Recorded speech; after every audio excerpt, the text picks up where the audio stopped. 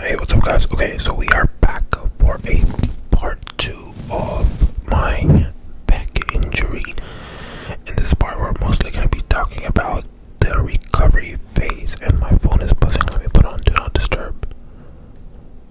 Okay, so in this one, we're going to be talking about mostly the recovery. So essentially, after I had my back injury, after the first month where I was basically like, first month, the first 2 weeks I was bedridden, and then I went and got an MRI from my primary care doctor, and then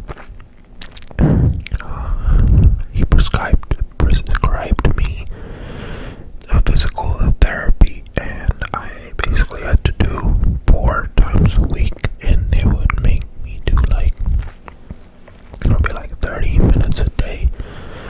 And I would do, like, I don't remember the names of the exercises, but basically, like, back stretching exercise. Now, this is key. This is just to, like, decompress your spine, just so,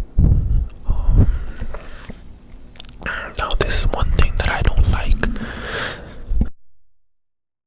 So the physical therapist only had me do like spine decompression, which, I mean, it will feel great, but I don't think the physical therapist ever really taught me how to work towards resolving the issue, which was like, why did the back injury happen in the first place? That's something those are the exercises that I kind of found out on my own by like doing my own research. So there's one thing to just decompress your spine, and then it's another thing to address the issue.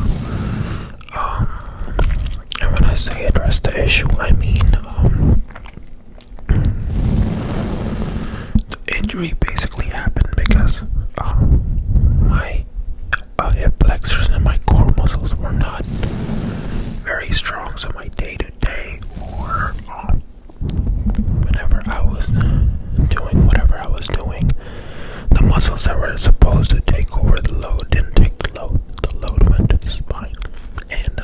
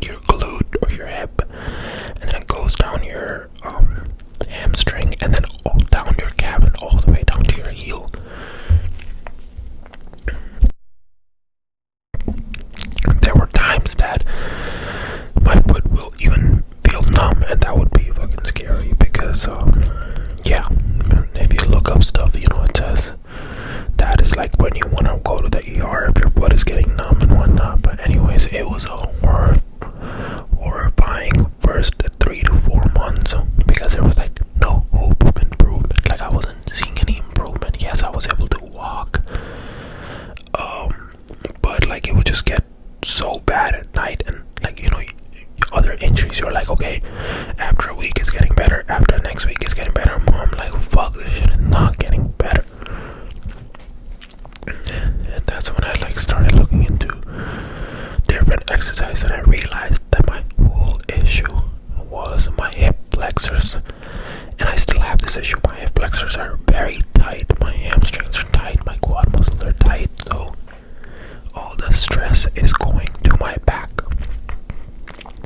And then I started doing movements that involved stretching out my hip flexors and rolling out my quads and hamstrings, and that's when I started seeing improvement slowly, still very slowly. That's when I realized like all this other shit that I was buying, like these juices and belts and stuff, that is not gonna fix the issue, right?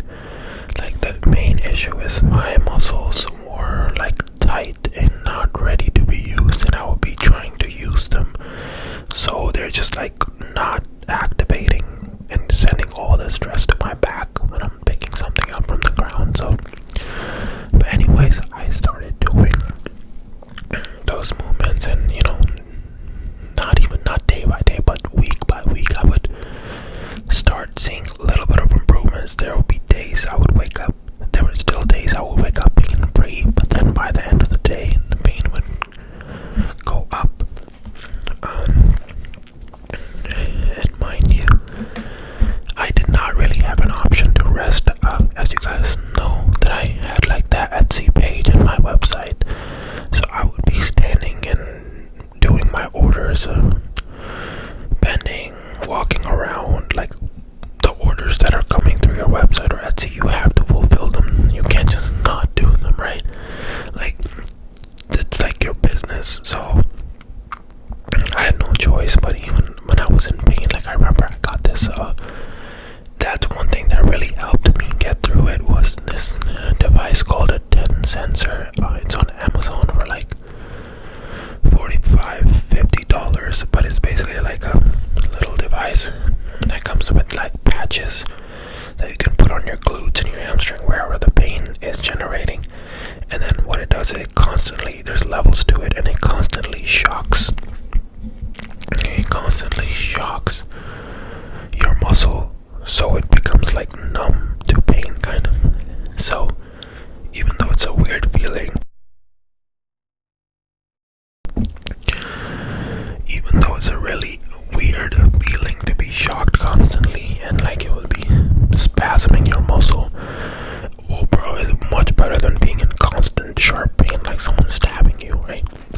So I would use that while I'd be standing up at night preparing my orders, because I had to like do them.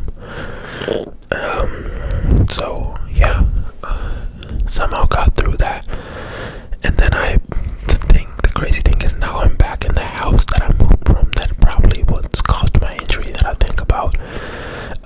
But this time I fucking paid movers, bro. I did not touch anything. Well, obviously once the stuff was here, I had to like take them to the appropriate rooms, but slowly. Like I had no rush to do that. Then obviously I had help from friends for that too. But my God, I am so thankful. Like just laying in bed today, when I saw that 1 year ago, and I had a video of me walking with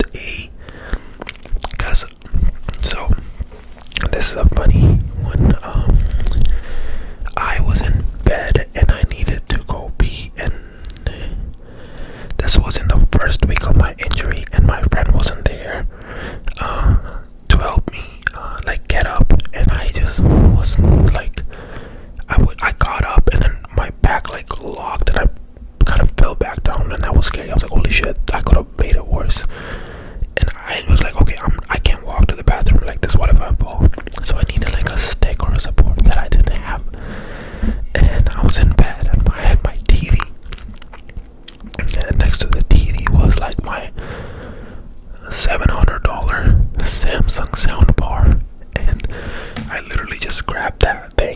this long, like a stick, and I used that. I unplugged it, and I used that as a stick to walk, because I'm like, I brought no other option. Like, what other option do I have? And I recorded a video while walking, just like with my phone pointed down. That made me realize, holy shit, how fast your life can. Because I was, you're talking about someone who's just like going to the gym every day, very active, and then suddenly you can't even walk. But I'm so thankful today that I could do everything. I mean, obviously, I still feel the pain a little bit, especially when I do a lot of like lifting. So at the gym, guys, I'm still not doing like any deadlifts or any lower back stuff. No. Like, I'm just working on my hip flexor mobility. Obviously, chest, shoulders, legs, that stuff I can do, but nothing that would overstimulate my lower back. And like arms, obviously, I'm doing all that. But still, like, when I pick up, like, let's say furniture gets delivered, if I take up something up the stairs myself, I will start feeling it. Like, me feeling it, irritating it again. So I try to avoid that. But sometimes you're like, this is something not too heavy, let me just take it, and then you feel it afterwards. So it's still not fully gone. My doctor has told me to get into yoga and swimming. That would be my two best bets. And being this tall and having the injury this early, he did warn me that it's gonna keep coming back if I don't take care of it, which sounds true, to be honest, from everything I've heard from other people on Facebook groups. There's always like flare-ups that keep coming back, so that's something I have to be careful of now. Just make sure that I lock in and work on the core strength, the hip mobility, my hip flexors, my hamstrings or quads. I do need to get into swimming as an exercise, because that's probably the best thing for your lower back, to strengthen the muscles. So yeah, I'm gonna be doing that. But yeah, guys, if you notice yourself having bad posture, I would say try fix it. And I know sometimes it feels like, oh no, it's not gonna happen, but bro, it was the most random thing that happened to me. Like, I was so confused because last year I wasn't even lifting heavy at the gym. Like, usually I would be lifting heavier dumbbells for chest press, for back, and I was just taking it easy last year. That's why when I say this, by the way, when I say that I got the injury during the move in May, and then I just didn't feel it until August because of the disc didn't hit the nerve yet, that's just an assumption. I have no idea. I don't know what actually caused it, but I just know that I started feeling burning in my back for a few days, and in the beginning I just thought it was digestion issues, and it ended up being that. So yeah, it could happen to anyone. Y'all just be careful, because my god, back injuries are a bitch, man. Oh, that took forever. But okay guys, I'm gonna call it here. This will be the part 2 of my back injury, and then I did not do beard scratching in this because I was so locked in yapping. So I'll make another video with beard scratching